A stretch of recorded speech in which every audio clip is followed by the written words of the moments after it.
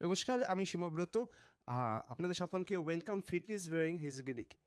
তো আজকে আমরা একটা খুব গুরুত্বপূর্ণ বিষয় নিয়ে আলোচনা করব, নন অ্যালকোহলিক ফ্যাটি লিভার। তো এই যে নন অ্যালকোহলিক ফ্যাটি লিভার, এটা ২০২৪ সালের সেপ্টেম্বর ২৭শে সেপ্টেম্বর ইন্ডিয়া গভর্নমেন্ট এটা একটা মেজর পাবলিক হেলথ ইস্যু হিসাবে এটাকে নোটিফাই করেন এবং এটা এখন দেখা যাচ্ছে যে নন অ্যালকোহলিক ফ্যাটি লিভার একটা সব ঘরে ঘরেই এটা হচ্ছে এবং সেক্ষেত্রে বলা হয় যে আমরা লাইফস্টাইল ম্যানেজমেন্ট করলে নন অ্যালকোহলিক ফ্যাটি লিভারকে আমরা ক্যাচল করতে পারি। এখন এর কোনো স্পেসিফিক ওষুধ নেই। এবার লাইফস্টাইল ম্যানেজমেন্টটা কী হবেন, কীভাবে এটা করলে ঠিক হয়, সেটা নিয়ে আমরা আলোচনা করব। আমাদের সঙ্গে রয়েছেন শুভেন্দুদা। নমস্কার শুভেন্দু, নমস্কার। তো শুভেন্দু, তোমার থেকে আমি যেটা জানতে চাই, তোমার মাস পাঁচেক আগে ডিটেক্ট হয়েছিল যে নন অ্যালকোহলিক ফ্যাটি লিভার। তো যখন ডিটেক্ট হলো তখন তোমার কি ফিলিংটা, এবং তুমি তখন একটা ঠিক করলে যে একটা স্পেশালাইজ প্রোগ্রামে আসবে, সেটা কেন ঠিক করলে? আসলে যখন আমি জানতে পারলাম যে আমাদের যে আজকে স্যার আছেন উনি বললেন যে it is a very alarming stage, মানে এরপরে স্টেজ 3 হয়ে গেলে আমাদের বাইরে চলে যাওয়া। তো এটাই হচ্ছে সময় যে স্টেজ 2 যেখানে আমি রিকভার করতে পারব যদি একটা প্রপার ওয়েতে ট্রিটমেন্টে যাই। কিন্তু যখন শুনলাম যে এর কোনো মেডিসিন সেরকমভাবে কিছু নেই, তখন আমাদের সেই চিরাচরিত আমাদের পুরনো আমাদের সবচেয়ে মানে আদরের বাপ্পা দাঁড়িয়ে কাছে এলাম। আসলে আমার ২০১৩ থেকে তোমার সঙ্গে একটা সম্পর্ক। তখন আবার একটা ওভারওয়েট ছিল বা আরো প্রবলেম ছিল, তখনই এসেছিলাম। সেখান থেকে আর আমাদের মানে একটা তার বেঁধে হয়েছে আরকি। তা ওনার কাছে এলাম। উনি বললেন যে, "হ্যাঁ, এটা সম্ভব। এটা একটা প্রপার ট্রিটমেন্ট অফ মেডিসিনের বাইরে মানে প্রপার ট্রিটমেন্ট অফ যোগা এবং আদার এক্সারসাইজ দিয়ে এটা করানো সম্ভব।" তখন আমি কিন্তু মানে নিশ্চিন্ত হলাম যে এটা হয়তো হবেই। তারপরেই ওনার সঙ্গে ওই প্যাকেজে বা ওনার যে সিস্টেমে আবার আবার শুরু করলাম। আ তো এই জায়গাটা খুব গুরুত্বপূর্ণ যে এক্সারসাইজ থেরাপি, সেই থেরাপিটা ঠিকভাবে ঠিক মাত্রায় যদি ইমপ্লিমেন্ট করা যায় তাহলে কিন্তু আ মেডিসিনের মতোই কাজ করে এবং যেই জায়গাগুলো লাইফস্টাইল ডিজিজ, যে জায়গাগুলো মেডিসিনের একটা লিমিটেশন আছে, যেখানে জীবনযাত্রার মান পরিবর্তন করতে হবে। জীবনযাত্রার মান বলতে এক্সারসাইজে আ অ্যাপ্রোচ টু দ্য এক্সারসাইজ সেটা চেঞ্জ করতে হবে, অ্যাপ্রোচ টু দ্য ব্রিথিং সেটাকে চেঞ্জ করতে হবে, অ্যাপ্রোচ টু দ্য ফোর্স সেটাকে চেঞ্জ করতে হবে।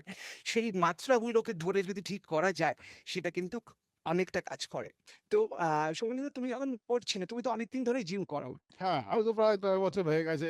১০ বছর ধরে এই বন্ধুর অ্যাটাচ হয়ে তো যখন non fighting liver non alcoholic fatty liver তোমার ডিটেক্ট হলো, তারপর তোমার যে এক্সারসাইজ প্রোগ্রামটা হলো, সেখানটায় তুমি দেখলে যে আশ্চর্যজনকভাবে আগে যত এক্সারসাইজ করতে তার থেকে এক্সারসাইজ কমে গেল। কমে গেল, কিন্তু অনেক একটা সিস্টেমেটিক ভাবে গেল। কিন্তু ইয়েও বুঝতে পারছি যে দীর্ঘদিন ধরে একটা অন্যভাবে চলছিলাম। যেটা একদম সম্পূর্ণ অন্যভাবে আসছে। একটা এমনভাবে আসছে এটা কোনোদিন করিনি। এবার একটা নতুন প্রসেস, কিন্তু খুব একটা হেক্টিক নয়, খুব একটা মানে শরীরের প্রতি সেরকম চাপও পড়ছে না, কিন্তু উন্নতি পাচ্ছে। আমি মনে দিলাম অদ্ভুতভাবে মানে ভালোর দিকে যাচ্ছে। তাই আমরা একটা অবাক হয়ে গেলাম। যাই হোক, একটা বাপ্পাদের আরেকটা বিয়ার দা বেসিক্যালি এই জায়গাটা একটু আমাদের সবাইকে বোঝাই যে ধরুন মানে সব আহ, রোগীর এক অ্যাপ্রোচ যেমন হয় না, এক ওষুধ হয় না, সেরকম সব লাইফস্টাইল ডিজিজের একরকমভাবে অ্যাপ্রোচ করা যায় না। বরং নন অ্যালকোহলিক ফ্যাটি লিভার যার রয়েছেন, সে যখন জিমে আসছে এক্সারসাইজ করবে, সে কনভেনশনাল ওয়ে দিয়ে যেমন করে সে ডেডলিফট করছে, বেঞ্চ প্রেস করছে, ডাম্বেল নিয়ে কনসেন্ট্রিক এক্সারসাইজ করছে, সেই রকম পর্যায়ে যদি সে যায়, সে কিন্তু তার আরও ক্ষতি হচ্ছে। তো সেই জায়গাটাকে বুঝতে হবে যে আমি কোন এনার্জি পাথ ফিজিওলজিক্যালি বুঝতে হবে যে কোন এনার্জি পাথওয়েটা আমি ইউটিলাইজ করবো। তার যদি এন্টার পাথওয়ে ওপেন আপ হয়ে যায়, সে যদি শরীরটাকে আরও বেশি ক্যাটাবলিজমের মধ্যে দিয়ে নিয়ে যেতে শুরু করে, তাহলে কিন্তু তার এইটা আরও বাড়তে থাকবে। রাদার তাকে এমন করবে, যেটা সময় কিন্তু বলছি, কোনো ভলিউম অফ এক্সারসাইজটা করলো কিন্তু চ্যালেঞ্জটা বাড়লো, কিন্তু গ্র্যাজুয়ালি আস্তে আস্তে তার রেজাল্ট আসতে শুরু করে দিল। মানে অ্যাডিনোসিন মোনোহাইড্রেট প্রোটিন কাইনেশিয়া বলে একটা মাছ রয়েছে, যেখানে এনার্জি অ্যাবজর্পশন অনেক বেশি হবে, গ্লুকোজ ইউটিলাইজেশন বেশি হবে, লিভার অনেক বেশি গ্লাইকোজ রিলিজ করতে পারবে, সেই পাথওয়েটাকে ওপেন আপ করতে হবে। তো এই জায়গাটাকে বোঝা, এক্সারসাইজ ফিজিওলজি যদি বুঝে এক্সারসাইজ ডিজাইনটাকে যদি ঠিক করা যায়, তাহলে কিন্তু এটা খুব ভালো করে কাজ করতে শুরু করে। সেই জন্যে রাইন ডাউন কালে একটা কোনো ভিডিও দেখে নিলাম, গেলাম, আমি কত পোশাক করতে পারছি, কত প্রেস বেস করতে পারছি, তার উপরও কিন্তু ডিপেন্ড করছে না এক্সারসাইজ সেটা রেগুলার একটা কারেকশনের দরকার। আমি এটা পিক করলাম, এটা রেগুলার একটা কারেকশনের দরকার হয় এবং যোগা টিচার এবং সব রকম টিচারের সঙ্গে একটা রেগুলার কারেকশন না থাকলে এবং যেটা ডায়েট উনি করে দিয়েছিলেন, অসাধারণ ডায়েট এবং তখনই আমার মনে হয়নি যে ডায়েটটা করে আমি খালি পেটে আছি। হ্যাঁ, আমার মনে হয় সবসময় আমি মানে স্যাটিসফাইড এবং আমি খাচ্ছি এবং হয়তো খাওয়ানটা আলাদা।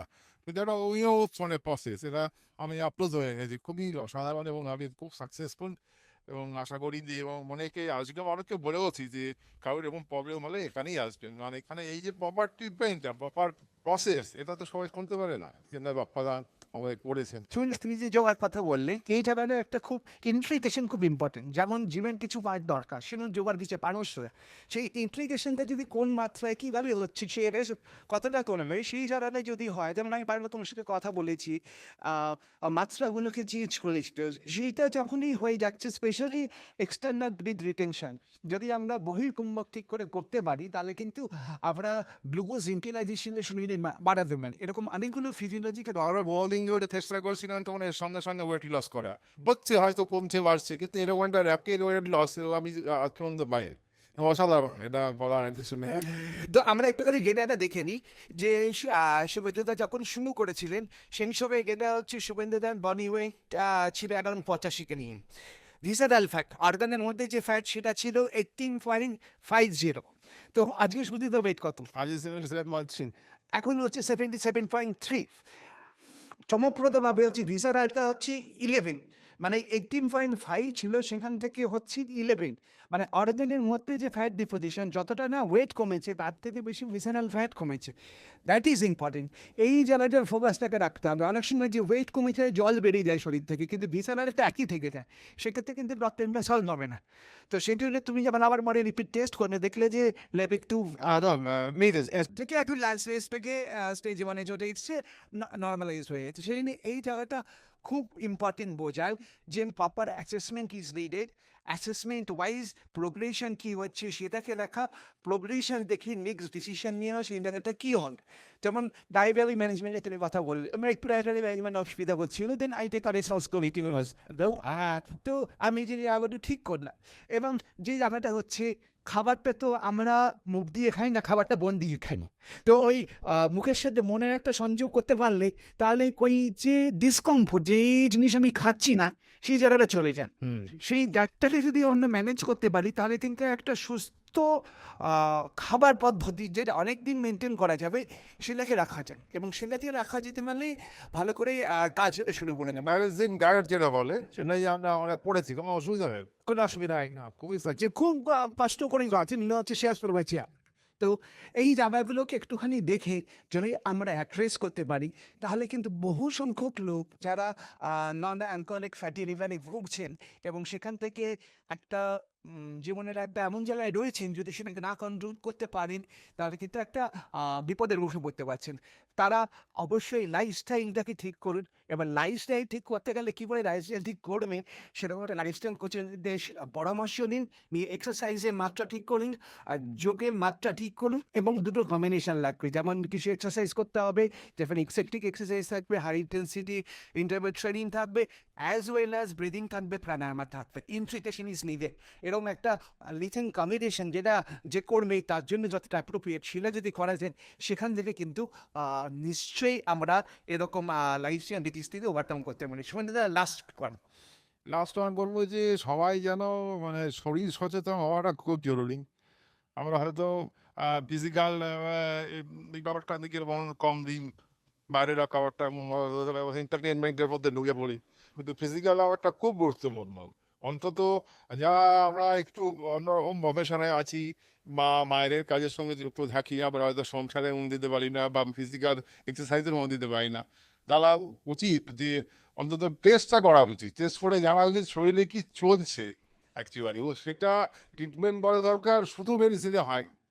তার সঙ্গে যোগা এবং আপনার যেটা ওয়ার্কআউট এটা খুব জরুরি, এবং সবচেয়ে বড় কথা কার কাছে করছি কার আন্ডারে করছে এটা ভীষণ গুরুত্বপূর্ণ। আমি এটুকু বুঝতে পেরেছি যে কারোর যারা আন্ডারে আছে সে যদি ঠিকঠাক না থাকে তাহলে খুব অসুবিধা নেই। সেক্ষেত্রে আমাদের great pleasure to work. Thank you. Thank you Sumen দাদা। আমার একটা যেটা কথা বললে তুমি মানে প্রফেশনালি ওয়েল একজন ইঞ্জিনিয়ার প্রচণ্ড ব্যস্ত সারাদিন, তার মধ্যে থেকে যে সময়টা বার করে সেখানে নিজের শরীরের জন্য সময়টা দিচ্ছ, এটা মনে হয় অনেকের জন্য শিক্ষা। যারা বলে যে আমার সময় নেই, আমি করতে পারছি না। এটা করতেই হবে, মানে নিজের শরীরের জন্য করতে হবে, নিজের সংসারের জন্য করতে হবে, নিজের ফ্যামিলির জন্য করতে হবে। এটা আমার মানে মনে করি এটা আমার দায়িত্ব। একদমই তাই।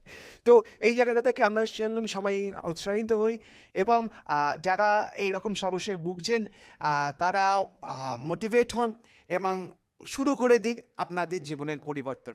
পরিবর্তন যদি পজিটিভ ওয়েতে করে, পরিবর্তন আসতে বাধ্য। নমস্কার।